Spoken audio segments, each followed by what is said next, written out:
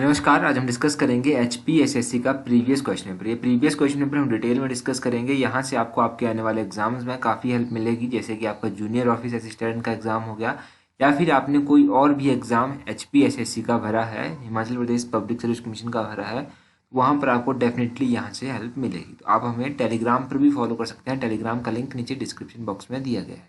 चलिए डिस्कस करते हैं आज की वीडियो का फर्स्ट क्वेश्चन नंबर 66 से स्टार्ट करेंगे। एचपीजीके का क्वेश्चन है, डिटेल में डिस्कस करेंगे। क्वेश्चन में पूछा गया है, according to Mahabharata who founded the Katoch monarchy during 1400 BC. तो महाभारत के अनुसार किसने 1400 बीसी के दौरान कटोच राजतंत्र की नींव रखी थी। देखो, महाभारत के अकॉर्डिंग जो था वो कटोच राजवंश की नींव जो था वो किसके द्वारा रखी गई थी सुशर्मा चंद्रा के द्वारा। ऑप्शन बी जो है इस क्वेश्चन का सही आंसर होगा। देखो, कटोच से आपको पता है, कटोच यानी कि त्रिगर्त। तो त्रिगर्त का मतलब क्या होता है? त्रिगर्त का मतलब होता है तीन नदियां। तीन नदियां कौन कौन सी हैं? रावी, व्यास और सतलुज। ये तीन नदियों के बीच में फैला हुआ भू क्षेत्र जो था वो त्रिगर्त कहलाता था। अब त्रिगर्त का वर्णन जो है वो कौन कौन सी पुस्तकों में मिलता है? महाभारत में इसका विवरण मिलता है, पुराणों में भी इसका विवरण मिलता है, और रासतरंगिणी में भी इसका वर्णन मिलता है। पाणिनि के द्वारा अष्टाध्यायी किताब लिखी गई थी, इसमें भी त्रिगर्त को जो है वो आयुध जीवी संघ कहा गया है। तो अगर पूछा जाए कि पाणिनि की अष्टाध्यायी में त्रिगर्त को किस नाम से कहा गया है, तो आयुध जीवी के नाम से इसको कहा गया है। तो ये सब आप याद रखिए। रासतरंगिणी किसके द्वारा लिखी गई थी? तो रासतरंगिणी किताब जो था वो कलहन के द्वारा लिखी गई थी। क्वेश्चन नंबर 67 देखते हैं, which of the following place was the capital of Jagatsukh during ancient period. निम्नलिखित में से कौन सा स्थान प्राचीन में जगतसुक की राजधानी रहा था? जगतसुक की राजधानी रहा था, क्वेश्चन एक्चुअली में इस तरह से होना चाहिए था कि जगतसुक किसकी राजधानी रहा था। तो जगतसुक किसकी राजधानी रहा था? क्वेश्चन नंबर 67 का ऑप्शन नहीं सही आंसर है, कुलूता। कुलूता की राजधानी रहा था जगतसुक। कुल्लू रियासत की स्थापना किसके द्वारा की गई थी? तो कुल्लू रियासत की स्थापना की गई थी विहंग मणिपाल से। विहंग मणिपाल ने अपनी पहली राजधानी जो था वो जगतसुक में जो था वो स्थापित की थी। अब कई बार क्वेश्चन पूछ लिया जाता है कि कुल्लू की राजधानी जगतसुक से नगर को किसने स्थानांतरित की थी। तो कुल्लू की राजधानी जो था वो जगतसुक से नगर को स्थानांतरित की गई थी विशुद्धपाल के द्वारा। ये नाम आप याद रखें, विशुद्धपाल ने अपनी राजधानी जगतसुक से नगर को स्थानांतरित की थी। फिर इसके बाद जो था वो कुल्लू की राजधानी नगर से भी स्थानांतरित कर दी गई। नगर से स्थानांतरित की गई है सुल्तानपुर को। तो सुल्तानपुर को किसने स्थानांतरित की थी नगर से? तो जगत सिंह ने जो था वो 1660 ईस्वी में अपनी राजधानी नगर से सुल्तानपुर को स्थानांतरित की थी। तो ये बेसिक चीज़ें बनती हैं। क्वेश्चन नंबर 68 देखते हैं। यहाँ पर पूछा गया है, Himachal Pradesh became union territory in the year. तो हिमाचल प्रदेश किस वर्ष केंद्र शासित प्रदेश जो था वो बना था? तो हिमाचल प्रदेश 1956 में जो था वो यूनियन टेरिटरी बना था। क्वेश्चन नंबर 68 का जो है वो ऑप्शन डी सही आंसर होगा। 1956 में ये यूनियन टेरिटरी बना हुआ। हिमाचल का थोड़ा सा बैकग्राउंड देख लेते हैं। देखो, हिमाचल प्रदेश का गठन जो था वो 15 अप्रैल 1948 को किया गया था, छोटी बड़ी 30 रियासतों को मिलाकर। देखो, 1948 में तो हिमाचल प्रदेश का गठन कर दिया गया। 1951 में इसको पार्ट सी स्टेट बना दिया गया। 1951 के बाद जो था हिमाचल प्रदेश को यूनियन टेरिटरी बनाया गया 1956 में। 1956 से लेकर 25 जनवरी 1971 तक जो था ये यूनियन टेरिटरी ही रहा था। 1957 में जो था वो टेरिटोरियल काउंसिल का गठन किया गया था। किसकी अध्यक्षता में किया गया था? तो ठाकुर करम सिंह की अध्यक्षता में टेरिटोरियल काउंसिल का गठन किया गया था।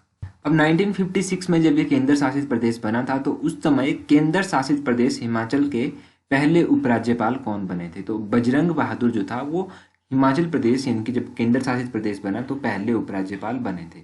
और फिर 1971 में इसका स्टेटस छीन लिया गया यूनियन टेरिटरी का और उसको फुल फ्लेज्ड स्टेट बना दिया गया। तो 1971 में ये जो हिमाचल केंद्र शासित प्रदेश था इसके आखिरी उपराज्यपाल कौन रहे थे? तो इसके आखिरी उपराज्यपाल जो था वो कौन रहे थे? वो रहे थे बहादुर सिंह। ये 1971 में हिमाचल के 5वें और आखिरी उपराज्यपाल रहे थे। तो पहले बजरंग बहादुर और अंतिम जो है वो है बहादुर सिंह। ये दो नाम आपको याद रखने हैं, ये इंपॉर्टेंट है। क्वेश्चन नंबर 69 देखते हैं। 69 है, the driest place in Himachal Pradesh is. तो हिमाचल प्रदेश का सर्वाधिक सूखा स्थान कौन सा है? तो हिमाचल प्रदेश का सबसे सूखा स्थान जो है वो कौन सा है? ऑप्शन सी सही आंसर होगा। स्पीति जो है वो हिमाचल प्रदेश का सर्वाधिक सूखा स्थान है। ऑप्शन सी यहाँ पर सही आंसर है। अगर डिस्ट्रिक्ट वाइज आपसे बात की जाए कि डिस्ट्रिक्ट वाइज सबसे सूखा कौन सा है, तो लाहौल स्पीति सही आंसर होगा। लाहौल स्पीति जो है वो सबसे सूखा डिस्ट्रिक्ट है हिमाचल प्रदेश का। तो यहाँ से कुछ खास इन्फॉर्मेशन तो नहीं मिलती। अगला क्वेश्चन देखते हैं। क्वेश्चन नंबर 70 क्वेश्चन में पूछा गया है the state located in the west of Himachal Pradesh is, तो हिमाचल प्रदेश के पश्चिम में कौन सा राज्य स्थित है। तो इस तरह से अगर आप लोकेशंस को डिवाइड करेंगे, हिमाचल को बीच में मानकर चलेंगे, तो हिमाचल प्रदेश के जो वेस्ट में स्थित है वो कौन सा है, वो है पंजाब। इसका सही आंसर होगा पंजाब, ऑप्शन सी जो है वो सही आंसर है। पंजाब जो है वेस्ट में स्थित है। अगर बात करें हिमाचल के ईस्ट में क्या क्या स्थित है, तो हिमाचल प्रदेश के ईस्ट में जो है वो स्थित है तिब्बत। तिब्बत यानी कि चीन भी आप कह सकते हैं। प्रेजेंट तिब्बत जो है वो कहाँ पर स्थित है, ईस्ट साइड में ये स्थित है। हिमाचल के जो साउथ में जो है वो कौन स्थित है, क्या स्थित है, तो हिमाचल के साउथ में जो है वो हरियाणा स्थित है। कुछ यहाँ पर जाकर हरियाणा स्थित है, यहाँ पर हरियाणा स्थित है। अगर बात करेंगे यानी कि दक्षिण पूर्व की, दक्षिण पूर्व यानी कि साउथ ईस्ट की बात करेंगे, तो यहाँ पर क्या स्थित है, यहाँ पर आपका स्थित है जिसको आप कहते हैं उत्तराखंड, वो यहाँ पर जाकर स्थित है। तो ये बेसिक आप याद रखिए। हिमाचल के साउथ में हरियाणा स्थित है, हिमाचल के वेस्ट में पंजाब स्थित है, हिमाचल के ईस्ट में तिब्बत स्थित है और हिमाचल के साउथ ईस्ट में जो है वो उत्तराखंड स्थित है। जम्मू कश्मीर अब यहाँ पर बाइफ्रिकेट हो गया, तो जम्मू कश्मीर और लद्दाख जो है वो इस साइड आते हैं, यानी कि हिमाचल के नॉर्थ में जो है वो जम्मू कश्मीर और लद्दाख आते हैं। क्वेश्चन नंबर 71 देखते हैं। 71 क्या है, 71 है the largest man made lake in Himachal Pradesh is, तो हिमाचल प्रदेश की मानव निर्मित झील जो है वो सबसे बड़ी कौन सी है। सबसे बड़ी मानव निर्मित झील जो है हिमाचल की वो है गोविंद सागर लेक, ऑप्शन डी जो है वो सही आंसर होगा। अब गोविंद सागर लेक जो है यहाँ की सबसे बड़ी मानव निर्मित झील है। तो गोविंद सागर झील का निर्माण जो था वो कब स्टार्ट हुआ था, गोविंद सागर झील का निर्माण जो था वो स्टार्ट हुआ था 1955 में। 1955 में तो ये स्टार्ट हो गया, परंतु कंप्लीट कब हुआ, तो 1962 में जो था ये कंप्लीट हो गया था। तो ये भी आप यहाँ से याद रखिए। हिमाचल की जो मेन मैन मेड झील हैं यानी कि मानव निर्मित झीलें हैं वो कौन कौन सी हैं। एक तो होगी गोविंद सागर झील, दूसरी होगी पौंग झील, पौंग डैम जिसको कहते हैं, और तीसरे नंबर पर आ गया चमेरा झील और चौथे नंबर पर आ गया पंडोह झील। ये कहाँ पर ये मैन मेड झील्स हैं और कहाँ पर स्थित हैं, जैसे कि पौंग डैम हो गया, ये तो आपको पता है कांगड़ा में स्थित है। पंडोह झील कहाँ पर है, ये मंडी में स्थित है। और चमेरा झील कहाँ पर है, चमेरा झील के बारे में आप कमेंट करके बता दीजिए कि ये कहाँ पर स्थित है और कौन सी नदी के ऊपर बनी हुई है। अगला क्वेश्चन देखिए, क्वेश्चन नंबर 72 है the river Chenab during Vedic period was known as, Chenab नदी को वैदिक पीरियड में जो था वो किस का नाम से जाना जाता था। ऑप्शन डी जो है वो सही आंसर है, नन ऑफ दीज, इनमें से कोई भी नहीं। तो चेनाब को वैदिक पीरियड में जो था वो किस नाम से जाना जाता था। मैक्सिमम लोग यहाँ पर अर्जिक्या कर आ जाएंगे क्योंकि कन्फ्यूजन हो जाता है।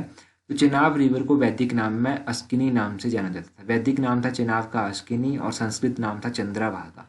उसी तरह अगर बात करें अर्जिक्या की, तो अर्जिक्या जो था वो ब्यास का वैदिक नाम है और ब्यास का जो संस्कृत नाम है वो है विपाशा।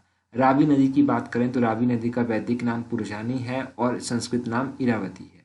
सतलुज नदी का वैदिक नाम सतुद्री है और यमुना नदी का वैदिक नाम कालिंदी है। ये इनके वैदिक नाम और संस्कृत नाम आप याद रखिए, एग्जाम में पूछे जाने की संभावना काफ़ी बनी रहती है। 73 क्वेश्चन नंबर देखिए, 73 क्वेश्चन नंबर है, यहाँ पर पूछा गया है the Cholang peak is located in the, तो चोलांग पीक जो है वो कहाँ पर स्थित है। कहाँ पर स्थित है मतलब यहाँ पर कौन सी माउंटेन रेंज पर यह स्थित है। तो चोलांग पीक जो है वो धौलाधार माउंटेन रेंज में स्थित है। 73 का जो है वो ऑप्शन सी सही आंसर होगा, धौलाधार रेंज। अब यहाँ से भी कुछ इंपॉर्टेंट जानकारी देखेंगे। पूछा जाए कि चोलांग पीक जो है वो कौन से डिस्ट्रिक्ट में स्थित है, तो चोलांग पीक जो है वो डिस्ट्रिक्ट कांगड़ा में जाकर स्थित है, कांगड़ा में स्थित है और धौलाधार रेंज पर ये पड़ती है। यहाँ से कुछ और इम्पोर्टेंट पीक्स हो गया, जैसे कि नरसिंह टिब्बा हो गया, कहाँ पर स्थित है, चंबा में स्थित है। गौरी देवी का टिब्बा कहाँ पर स्थित है, ये भी चंबा में स्थित है। अगर इसके बाद अगर आप बात करेंगे कि दियो टिब्बा कहाँ पर स्थित है, तो दियो टिब्बा जो है वो कुल्लू में स्थित है। हनुमान टिब्बा कहाँ पर स्थित है, तो हनुमान टिब्बा जो है वो कुल्लू और कांगड़ा के बीच में स्थित है। तो इंद्रकिला की बात भी की जाती है, तो इंद्रकिला कहाँ पर है, ये भी कुल्लू में स्थित है। तो ये कुछ बेसिक इंपॉर्टेंट से मैंने आपको बता दिए। नेक्स्ट क्वेश्चन देखते हैं। क्वेश्चन नंबर 74 है the Panchpula picnic resort is located near, तो पंचपुला पिकनिक रिजॉर्ट अवस्थित है। ये जो पंचपुला पिकनिक रिजॉर्ट है ये कहाँ पर स्थित है, ये स्थित है ऑप्शन बी डलहौजी में। डलहौजी यानी कि डिस्ट्रिक्ट चंबा में जाकर ये स्थित है। अब क्वेश्चन किस तरह से पूछा जा सकता है, जैसे कि काठगढ़ के बारे में क्वेश्चन पूछा गया था कि काठगढ़ किसके लिए फेमस है, वैसे ही पूछा जा सकता है कि पंचपुला किसके लिए फेमस है। तो ये एक पिकनिक रिजॉर्ट है और ये डलहौजी में जाकर स्थित है। क्वेश्चन नंबर 75 में देखिए यहाँ पर पूछा गया है the regional centre of Indian bureau of standard is located है। तो भारतीय मानक ब्यूरो का क्षेत्रीय केंद्र जो है वो कहाँ पर स्थित है, यानी कि इसका इंडियन ब्यूरो ऑफ स्टैंडर्ड का सेंटर कहाँ पर स्थित है। रीजनल सेंटर यहाँ पर पूछा गया है, तो इसका रीजनल सेंटर जो है वो कहाँ पर है, परमाणु में स्थित है। ऑप्शन सी परमाणु में जाकर ये स्थित है। परमाणु कहाँ पर पड़ता है, तो परमाणु डिस्ट्रिक्ट सोलन में ही पड़ता है। ये आपको यहाँ से थोड़ी सी इन्फॉर्मेशन पता होनी चाहिए इसके बारे में। क्वेश्चन नंबर नेक्स्ट देखते हैं क्या है। अगला क्वेश्चन है 76, who led the foundation of Rang Mahal of Chamba. तो चंबा के रंग महल का शिलान्यास किसने किया था। ये जो चंबा का रंग महल था इसका शिलान्यास किया गया था राजा उमेद सिंह के द्वारा। ऑप्शन ए जो है वो सही आंसर है। कल हमने मिशन एचएस के बारे में पढ़ा था कि चंबा के कुछ इंपॉर्टेंट फेमस पेंटर थे, उनके बारे में पढ़ा था। अब यहाँ से रंग महल की बात की गई है। 1748 से लेकर 1764 के बीच में ये सब किया गया था। अब यहाँ से अगर आप एक बार फिर से चंबा पेंटिंग्स के बारे में पढ़ेंगे तो देखो चंबा कलम जो था इसका विकास राजा राज सिंह के शासनकाल के दौरान हुआ था। चंबा के जो फेमस पेंटर थे, एक जिनका नाम था निक्का पेंटर यहाँ के फेमस पेंटर थे। निक्का के अलावा यहाँ पर रांझा, छज्जू, हरकू ये भी कुछ पेंटर थे। एक पेंटर जो एग्जाम में पूछे गए थे वो थे मांगू पेंटर जो था वो भी चंबा के ही पेंटर थे। 77 देखिए यहाँ पर पूछा गया है battle of Bhangani took place between Guru Gobind Singh and the raja of. Bhangani का युद्ध जो था वो गुरु गोविंद सिंह और निम्मन राजा में हुआ था। किस राजा में हुआ था, भंगाणी का युद्ध हुआ था गुरु गोविंद सिंह और बिलासपुर के राजा के बीच में। ऑप्शन ए जो है वो सही आंसर है। अब बिलासपुर के कौन से राजा थे, बिलासपुर के राजा थे भीमचंद, जिनके साथ यह युद्ध हुआ था। तो राजा भीमचंद के साथ 1686 में भंगाणी साहिब में यह युद्ध हुआ था। क्वेश्चन नंबर 79 की बात करें तो who among the following did not visit Shimla in 1921। 1921 में किसने शिमला प्रवास नहीं किया था। तो 79 का ऑप्शन ए सही आंसर है, बाल गंगाधर तिलक। बाल गंगाधर तिलक के द्वारा जो था वो शिमला प्रवास नहीं किया गया था 1921 में। इसके अलावा लाला लाजपत राय हो गया, मदन मोहन मालवीय हो गया और महात्मा गांधी हो गया, ये सभी जो था 1921 में शिमला आए थे। ये आप याद रखिए। कई बार इस तरह से क्वेश्चन पूछ जाता है कि महात्मा गांधी पहली बार शिमला कब आए थे, तो 1921 में पहली बार ही शिमला आए थे। क्वेश्चन नंबर 80 देखिए। क्वेश्चन नंबर 80 है in which year Peterhoff was destroyed in major fire. तो किस वर्ष पीटरऑफ एक भीषण अग्नि में विनिष्ट हुआ था। देखो पीटरऑफ बिल्डिंग के बारे में हमने पहले भी कई बार पढ़ा है। यहाँ पर भीषण आग लगी थी, कब लगी थी, 1981 में। ऑप्शन बी 1981 जो है वो सही आंसर है। 1981 में यहाँ पर आग लगी। अगर एग्जैक्टली आप बात करें कि कब यहाँ पर आग लगी थी तो 12 जनवरी 1981, 12 जनवरी 1981 को यहाँ पर आग लगी थी। उस टाइम यहाँ पर राजभवन हुआ करता था, तो राजभवन को 1981 में शिफ्ट कर दिया गया कहाँ के लिए, बार्न्स कोर्ट बिल्डिंग के लिए। ये भी आप याद रखिए। और 1991 में इसको फिर से तैयार किया गया पीटरऑफ को, और फिर से जब इसको तैयार किया गया तब इसको एक लग्जरी होटल में चेंज कर दिया गया। ये सब आप याद रखिए। 81 है who became the chief minister of independent government setup in Theog in 1947। 1947 में ठियोग में गठित स्वतंत्र सरकार में कौन मुख्यमंत्री बना। जब 1947 में एक स्वतंत्र सरकार का गठन किया गया ठियोग में, तो उस समय यहाँ के मुख्यमंत्री कौन बने थे। 81 का ऑप्शन डी जो है वो सही आंसर है, सूरत प्रकाश। यहाँ से कुछ इतनी खास इंपॉर्टेंट जानकारी नहीं मिलती है, परंतु सूरत प्रकाश का नाम आप याद रखिए। ये जो था, ये जब स्वतंत्र सरकार का गठन ठियोग में किया गया था तो ये पहले मुख्यमंत्री बने थे। तो ये थे कुछ इंपॉर्टेंट क्वेश्चन एचपी जीके के। आई होप वीडियो आप लोगों के लिए हेल्पफुल रही होगी। So that's all for today. Thank you very much.